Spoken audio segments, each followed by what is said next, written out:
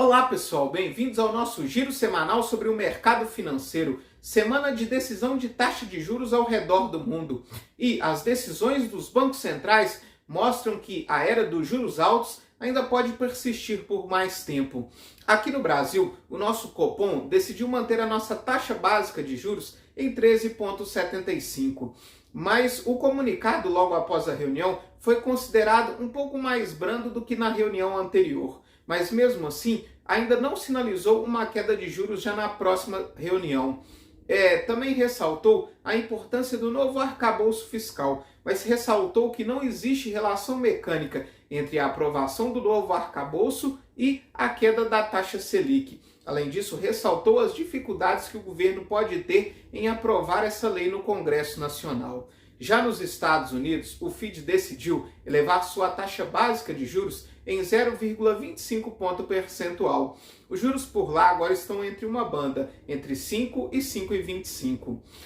Na sua fala logo após a reunião, Jerome Powell, que é presidente do Banco Central norte-americano, descartou aí uma queda de juros ainda esse ano e disse que ainda existe um longo caminho até se trazer a inflação para o centro da meta.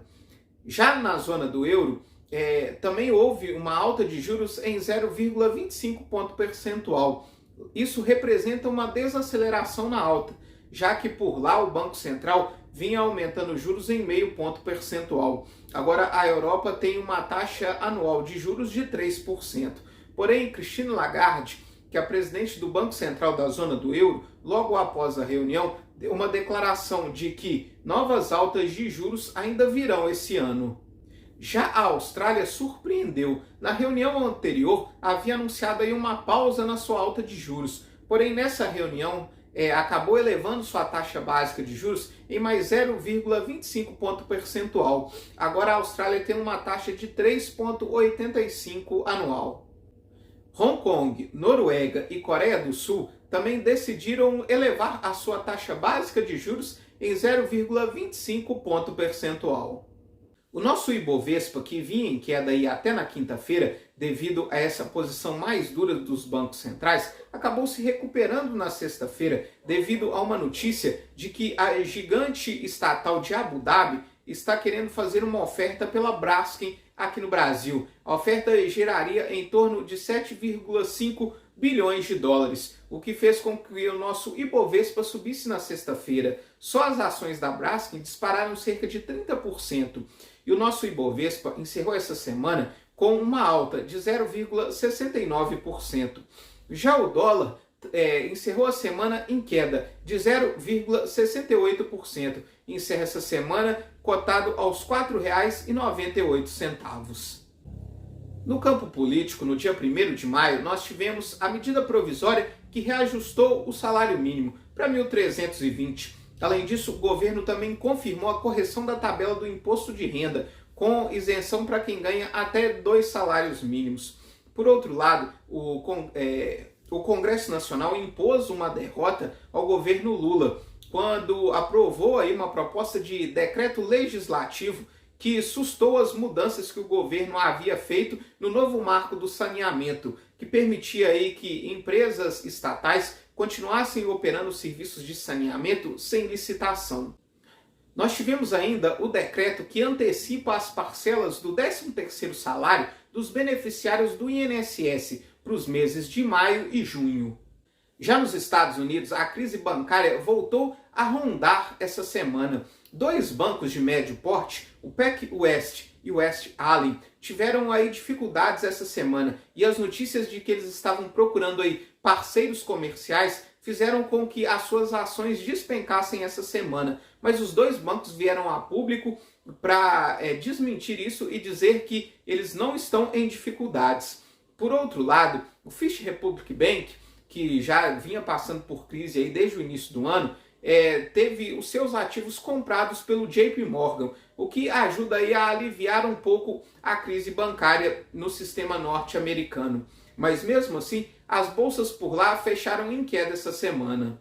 O S&P 500 encerra essa semana com uma queda de 0,73%. Já o Dow Jones encerra com uma queda de 1,48%. Só a Nasdaq, que é a bolsa da tecnologia, que encerrou em leve alta de 0,13%. Por outro lado, o payroll, que é o número de vagas de emprego no setor urbano dos Estados Unidos, apresentou a criação de 253 mil vagas essa semana, bem acima das 185 mil que eram esperadas. A taxa de desemprego nos Estados Unidos caiu para 3,4%, mostrando que o setor de emprego nos Estados Unidos ainda continua forte. Falando agora da Europa, nós tivemos a divulgação da inflação da zona do euro, que veio com uma alta de 7%, dentro daquilo que era esperado pelo mercado, mas muito acima da meta de inflação deles, que é de 2%. Outro problema da Europa foi em relação ao conflito entre Rússia e Ucrânia, que já se arrasta aí por mais de um ano. A Rússia acusou a Ucrânia de uma tentativa de assassinato do presidente Vladimir Putin, depois que um drone foi visto aí sobrevoando o Kremlin. Porém, a hora que esse drone sobrevoou lá, o presidente Putin não estava lá. Por outro lado, a Ucrânia negou, que esse drone seja deles ou qualquer tentativa de assassinato ao presidente russo. E se cogitou a possibilidade que isso possa ser aí uma armação da Rússia para poder intensificar ainda mais os ataques à Ucrânia. Mesmo assim, a bolsa na Europa fechou levemente no positivo. O Stoxx 600 encerra com uma alta de 0,27%. O medo de desaceleração global, principalmente em relação aos Estados Unidos e à Europa, fez com que o barril de petróleo tivesse um tombo essa semana. O barril Brent, referência para a Petrobras, encerra com uma queda de 6,12%, com o barril cotado aos $75,41. Já o minério de ferro também caiu forte, 5,93%. A tonelada encerra cotado aos $99,50. Isso se deve ao anúncio da China, que vai desligar aí 21 alto-fornos ao longo dessa semana para poder realizar aí manutenção, o que deve diminuir bastante a demanda do minério de ferro. Falando agora um pouco da renda fixa, mesmo com o Banco Central não dando sinais aí de uma queda de juros por agora, o DI para janeiro de 24 acabou apresentando uma queda de 0,10 pontos percentuais essa semana. Encerra cotado a 13,29%. Já a carteira de títulos públicos acabou apresentando alta essa semana. O IMA geral encerra com uma alta de 0,56%, enquanto isso os pré-fixados encerram com uma alta de 0,68% no IRFM.